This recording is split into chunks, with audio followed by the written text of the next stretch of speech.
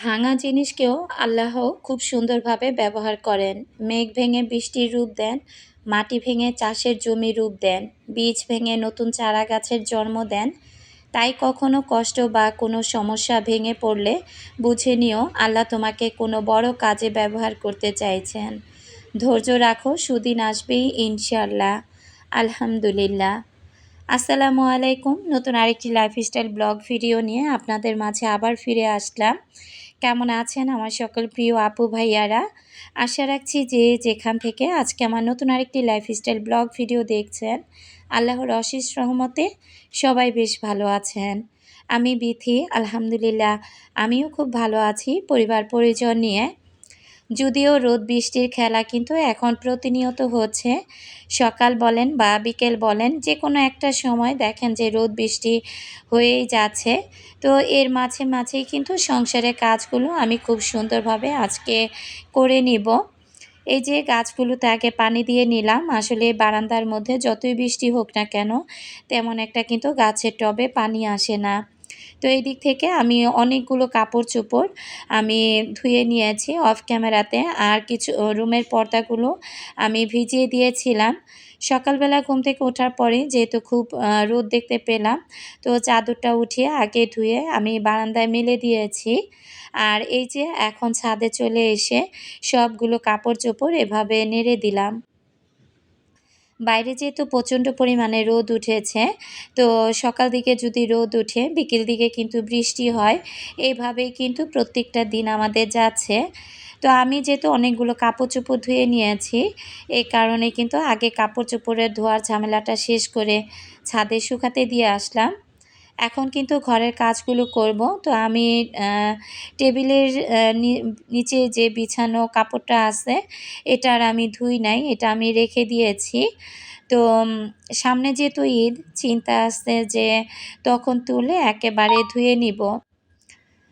আর এই পাশ থেকে আমি এই রুমালটা খুব ভালোভাবে ভিজিয়ে নিয়ে ভালো করে চিপড়িয়ে এরপর কিন্তু আমি চারপাশটা এখন ভালোভাবে আমি এই তো পরিষ্কার করে নিচ্ছি। অনেক দিন যেহেতু চেয়ারের এই ভিতরের অংশগুলো পরিষ্কার করা হচ্ছে না, তো হালকা পাতলা কিন্তু একটু ময়লা পড়েছে। এভাবে মুছে নেওয়ার পর একেবারে কিন্তু খুব সুন্দরভাবে ক্লিন হয়ে যাচ্ছে। বাসায় আসলে কারেন্ট নাই। কারেন্ট না থাকার কারণে ভিডিওর ফুটেজটুকু অনেকটা অন্ধকার এসেছে। তো আশা করছি আমার প্রিয় আপুরা একটু কষ্ট করে হলেও দেখে নিতে পারবেন। আর এদিক থেকে আমি চেয়ারগুলো একদম ভালো করে মুছে ধুলাবালিগুলো পরিষ্কার করে নিচ্ছি। আমি কিন্তু একটা করে চেয়ার একবার করে মুছে নিচ্ছিলাম আর রুমালটা অফ ক্যামেরাতে ভালো করে আমি ধুয়ে নিচ্ছিলাম। এদিক থেকে রানারটা ধুই নাই, তো রানারটা এভাবে আবারও বিছিয়ে দিলাম। আমি অফ ক্যামেরাতে পুরো ডাইনিং টেবিলটা ভালো করে মুছে তারপরে রানাটা বিছিয়ে দিলাম। আর এদিক থেকে এই যে টেবিল ম্যাটগুলো আছে, তো এই প্লেট ম্যাটগুলো এখন আমি ভালো করে মুছে তারপর আবার জায়গা মতো আর কি রেখে দিব। গতকালকে ভিডিওটা আপলোড করার কথা ছিল, তবে একটু ব্যস্ততার কারণে আসলে আমি ভিডিওতে ওইভাবে ভয়েস দেওয়ার সময় পাই নাই। হঠাৎ করেই গলাটা দেখি একেবারে ভালো হয়ে যায়, আবার হঠাৎ করেই দেখি যে ঘরেই যদি একটু মেয়েদের সাথে একটু কথা বেশি বলি, তখন দেখি গলাটা ভেঙে আবার একেবারে গলার অবস্থা খারাপ হয়ে যায়। অনেক দিন হয়ে গিয়েছে, গলাটা ভেঙে রয়েছে, তো এখনও কিন্তু গলা ভাঙা ঠিকই হচ্ছে না। তো আসলে সংসারে কাজকর্ম করতে গেলে বাচ্চা কাচ্চার সাথে কন্টিনিউ কিন্তু এই কথা ওই কথা বলতেই হয়। বোবা হয়ে তো আর থাকা যায় না। আমাকে পাশের ফ্ল্যাটের ভাবি বারবার বলতেছিল যে, "ভাবি আপনি একেবারে কম কথা বলবেন। কথা যত কম বলবেন, আস্তে, আস্তে দেখবেন আপনার গলাটা ততটাই ঠিক হয়ে গিয়েছে।" তো হঠাৎ করেই দেখি একদম খুব সুন্দর কথা বলতে পারছি। আবার হঠাৎ করে দেখি যে একদম গলাটা অতিরিক্ত আর কি ভেঙে গিয়েছে। কতদিন যে এইভাবে চলবে আসলে আমি নিজেও জানি না। ডাক্তারের কাছে যাব ভাবছি। তবে সারাদিন কাজকর্ম করার পর বিকেল দিকে যখন একেবারে দেখি যে বৃষ্টি হয়, রাস্তাঘাটের অবস্থা এত খারাপ থাকে। তো একদম কাদা দিয়ে যেহেতু রাস্তাঘাট ভর্তি থাকে, ওই অবস্থাতে না আর আসলে নিচেও আমার নামতে ইচ্ছে করে না। তো এই যে আমার এইখানে কিচেন ক্যাবিনেটের উপরে সাদা ওয়াল ক্লথটা দেখতে পাচ্ছেন, এটা না আসলে অনেক ময়লা হয়ে যায় ২-১ দিন পর পরই। রেগুলার এটাকে আমার পরিষ্কার করতে হয়। তো এটা আমি অফ ক্যামেরাতেই ভালো করে দেখলেন যে আমি ক্লিনজার দিয়ে মুছে নিয়েছি। মোছার পর কিন্তু পেপারটা একেবারে সাদা ধবধবে হয়ে গিয়েছে। আর আমার এই ঝুড়িটার মধ্যে আমার এইখানে মাছের খাবার, তারপরে বিভিন্ন রকমের এখানে পানি, তারপরে গ্লাস ক্লিনার আর আমার হাতে বানানো ক্লিনজারটা। তো এই ৩ টা জিনিস কিন্তু আমি একসাথেই রেখে দিয়েছি। তো যা আছে সবকিছু এখন আমি ভালো করে মুছে পরিষ্কার করে নিব। প্রতিদিন এই কাজগুলো না আসলে করতে হয় আর ভালোও লাগে না। আবার যদি না করি তখনও কিন্তু ভালো লাগে না। আসলে পরিষ্কার পরিচ্ছন্নের একটা ব্যাপার-স্যাপার আছে। আসলে এগুলো করে অভ্যাস হয়ে গিয়েছে তো। তো এখন যদি এই কাজগুলো আর না করতে পারি তাহলে আমার একটুও ভালো লাগে না। বৃষ্টির দিনে দেখবেন যে এই ধরনের কাজগুলো করতে একটু কিন্তু অলসতা কাজ করে। রোদ উঠলে একদম ঝলমলে রোদ থাকে। তারপরে সবকিছু কিন্তু অনেক একটা ঝরঝরে ভাব থাকে। যে কাজটাই করি না কেন মনে হয় যে একদম খুব সুন্দর করে পরিষ্কার হয়ে যায়। আবার সবকিছু মোছার পরও একদম শুকিয়ে সবকিছু খড়খড়ে হয়ে যায়। আর এই যে বৃষ্টির দিনে যেকোনো কাজ করতে গেলে আমার কাছে মনে হয় সবকিছু কেমন যেন একটু ভেজা ভাব লাগে আরকি। তো এদিক থেকে এই যে দেখেন কারেন্ট নাই, মাছের অ্যাকোয়ারিয়ামটা একেবারে অন্ধকার হয়ে আছে। তো আজকে কিন্তু আমি একদম সবকিছু এই রুমালটা ভালো করে ভিজিয়ে তারপরে একটু পরপর ধুয়ে আমি সবকিছু কিন্তু খুব সুন্দর করে আমি ক্লিন করে নিয়েছি। ওয়াশিং মেশিনে যেহেতু সকাল থেকে অনেকগুলো কাপড়-চোপড় ধোয়া হয়েছে, এরপর আমি গায়ে দেওয়ার কাঁথা ২ টাও ভিজিয়ে দিয়েছিলাম। তো ওগুলোও আরকি আমি ধুতে দিয়ে দিব। তার আগে ওয়াশিং মেশিনটাকে আমি ভালো করে একটু মুছে আরকি পরিষ্কার করে নিচ্ছি। বৃষ্টি হলে যদিও ধুলাবালি কম থাকে তখন কিন্তু ঘরটা দেখা যায় মুছে একটু আরাম পাওয়া যায়, তেমন একটা ধুলাবালি আর কি হয় না। তো আমি এই যে ফ্রিজের চারপাশটাও এখন ভালো করে আমি মুছে নিচ্ছি। ফ্রিজ বা ওয়াশিং মেশিন এগুলো কিন্তু রেগুলার আমি ওইভাবে দেখা যায় কাপড় দিয়ে মুছে পরিষ্কার করি না। সপ্তাহে ১ দিনই আমি ওইভাবে মুছে নেওয়ার চেষ্টা করি। আর এগুলো হচ্ছে আমার বাইরে রাখার শু র‍্যাক। তো আজকে যেহেতু আমি সবকিছু পরিষ্কার করছি, তো ভাবলাম যে শু র‍্যাক ২ টাও ভালো করে পরিষ্কার করে ফেলি। এগুলো যেহেতু আমার রুমের বাইরে রাখা, তো এই কারণে কিন্তু আমি আবার একটা তালা মেরে রেখেছি। এগুলোতে আরকি এই জুতার র‍্যাকটার মধ্যে আমার বাইরে পরার যত রকমের আরকি জুতা আছে সেগুলো রেখে দেই। আর এই শু র‍্যাকটা আমার না, এটা আমার মায়ের ছিল। তো মা বাসা ছেড়ে যাওয়ার সময় এই র‍্যাকটা আরকি আমাকে দিয়ে যায়। এটার মধ্যে আমাদের রাফ ইউজের যে জুতোগুলো আছে, তো ওই জুতোগুলো আবার আমি এটার মধ্যে আরকি রেখে দিয়েছি।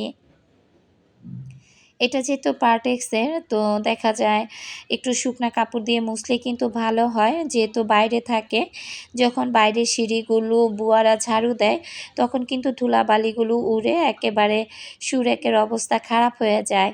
এ কারণে মাঝে একটু ভেজা কাপড় দিয়ে মুছে দিলে ভালো হয়। এটাও কিন্তু আমার বাইরের রুমের দরজা। তো এটাও আমি ভালো করে একদম ভেজা কাপড় দিয়ে মুছে আরকি পরিষ্কার করে নিচ্ছি। আসলে দেখবেন যারা পরিষ্কার পরিচ্ছন্ন থাকে তারা কিন্তু পরিষ্কারের জিনিসটা একটু অপরিষ্কার দেখলে তাদের ভালো লাগে না।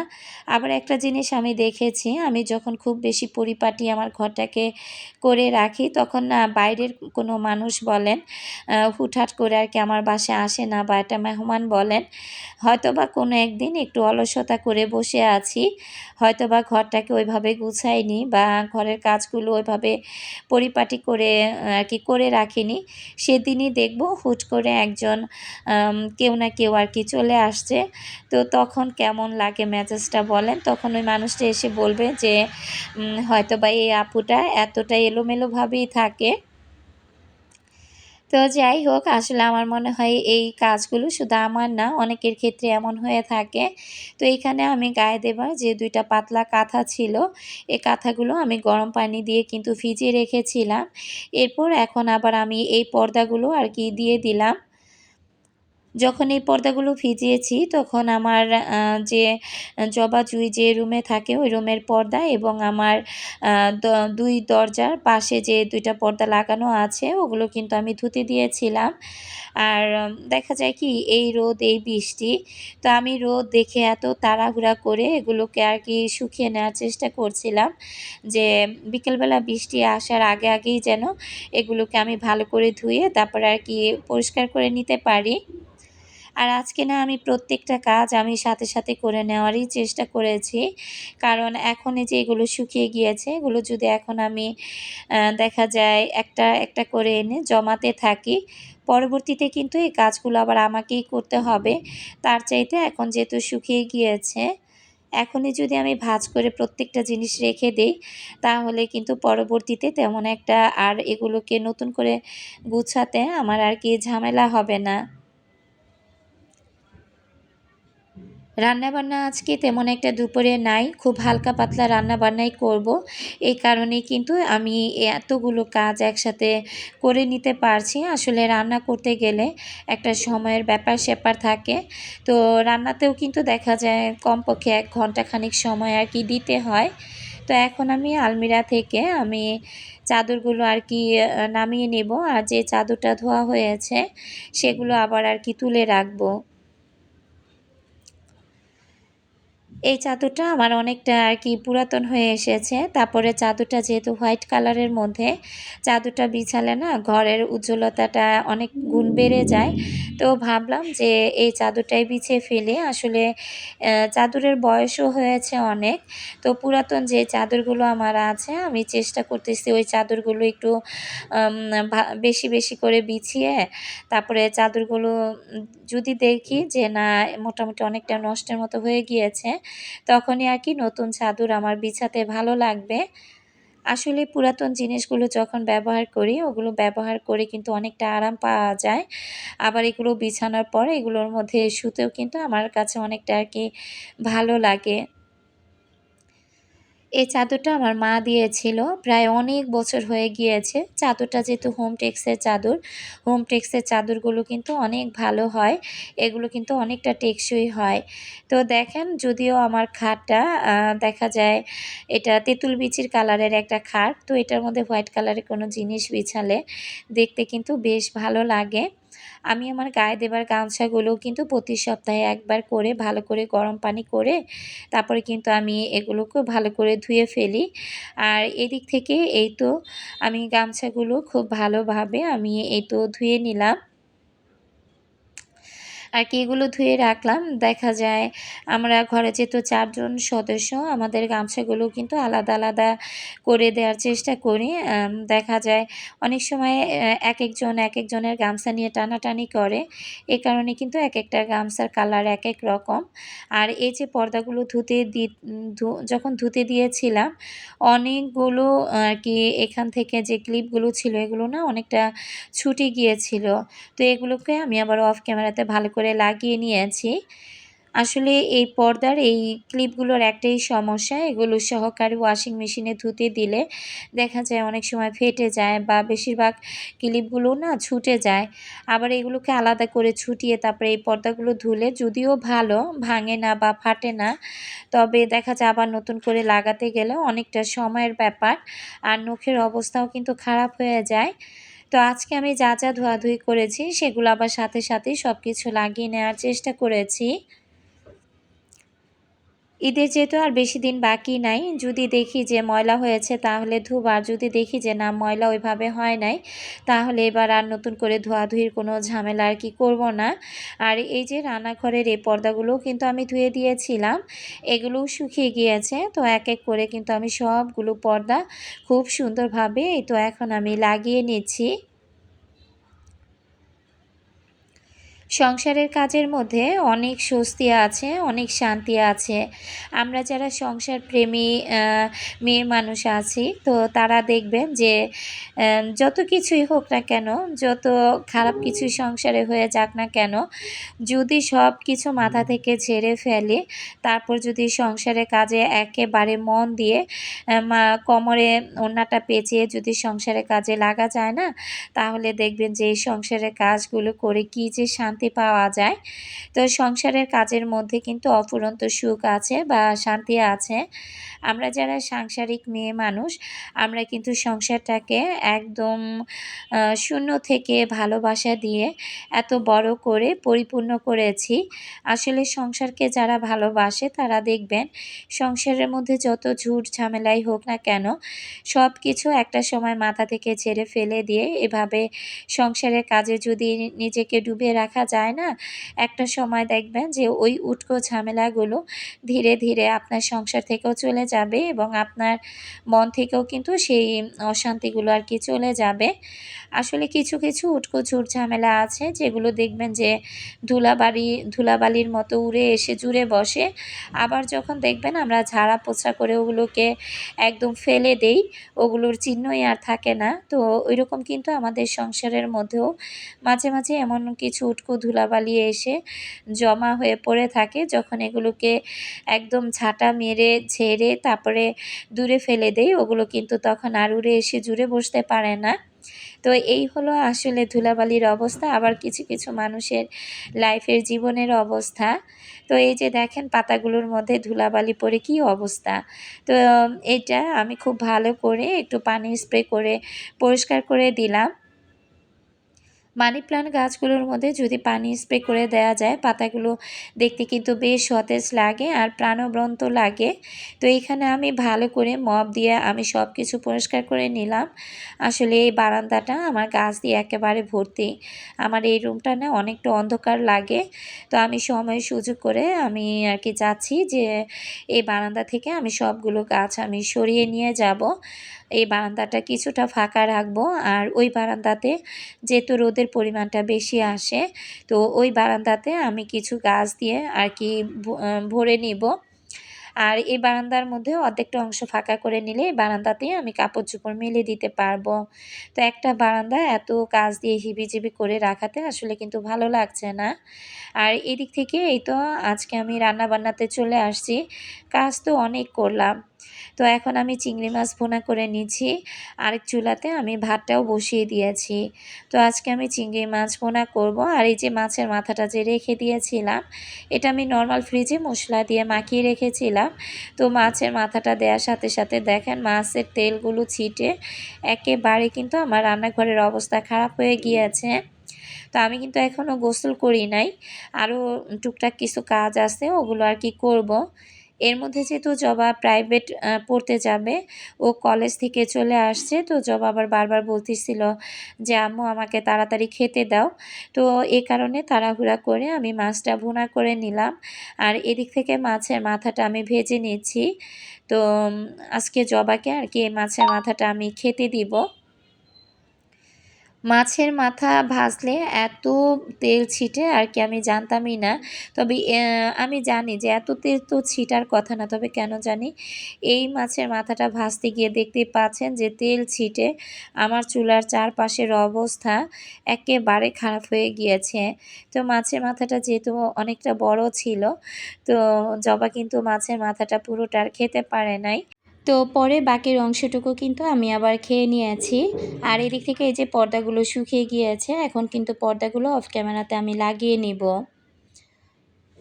পর্দাগুলো লাগিয়ে এখানে যে জামা কাপড়গুলো এই যে শুকিয়ে গিয়েছে, কাঁথাগুলো পরার কিছু কাপড় চোপড়, এগুলো এখন আমি এক এক করে ভাঁজ করে নিব। আসলে কাজের ধরন যদি জানা থাকে না, তাহলে আমাদের মতো সাংসারিক মেয়েদের প্রতি আর কি এবেলা ওবেলা কাজ করতে হয় না। দিনের অর্ধেকটা বেলা কাজ করলে বাকি অর্ধেকটা টাইম কিন্তু খুব আরাম আয়েশ করে কাটানো যায়। তো এই যে আজকে কাজগুলো কিন্তু খুব সুন্দরভাবে একটানা আমি সকাল থেকে করে নিলাম।